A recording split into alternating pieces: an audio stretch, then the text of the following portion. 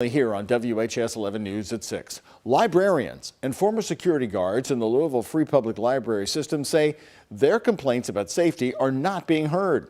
This fall, there have been documentation of incidents of fighting, patrons exposing themselves, and even following some staff members home. Focus investigator Travis Breeze tells us the steps the library administrators have committed to, and if the workers' union feels it will be enough. Public libraries are open to everyone, and because of that, you have to break a rule before you're asked to leave. While that level of access and openness helps a lot of people in Louisville, it can lead to some dangerous situations for staff members. It's not like a school where you have that amount of control or responsibility over the children. Katherine Skaggs says many things happen at the Shawnee Library that the average person might not expect. We're often dealing with pretty intense circumstances.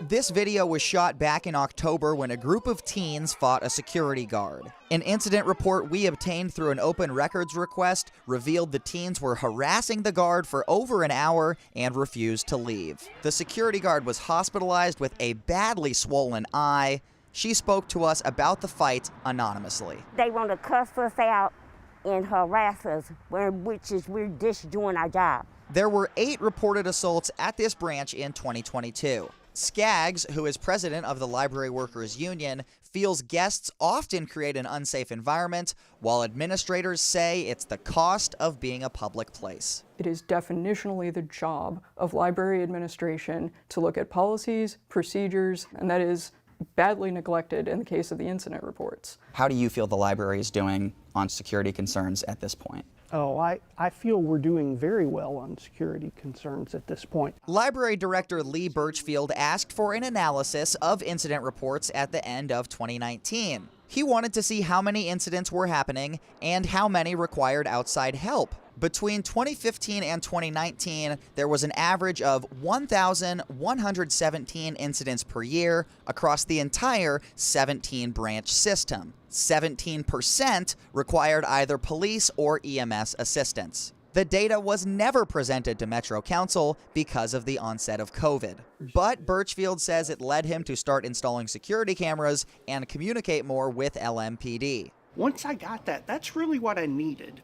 And post-COVID, I think it has changed a little bit in the sense of we've had 2 or 3 isolated incidents that were really more extreme than anything we saw pre-COVID. There were half as many incident reports in 2022 as 2019, but Skaggs says even if there were fewer, the events are getting more traumatic. Focus also obtained reports of a patron following a staff member home and a man grinding up against women without their consent. It's difficult, and it's especially difficult knowing that what are we doing? Firing incident reports into a void? Like, is this being dealt with? Birchfield says it is. The library has a new security company as of January 1st, with new trainings required in its contract. A new website is also being developed to house the incident reports so that they can easily be searched and turned into usable data. It's one of several improvements that we're making to improve the speed and accuracy with which we can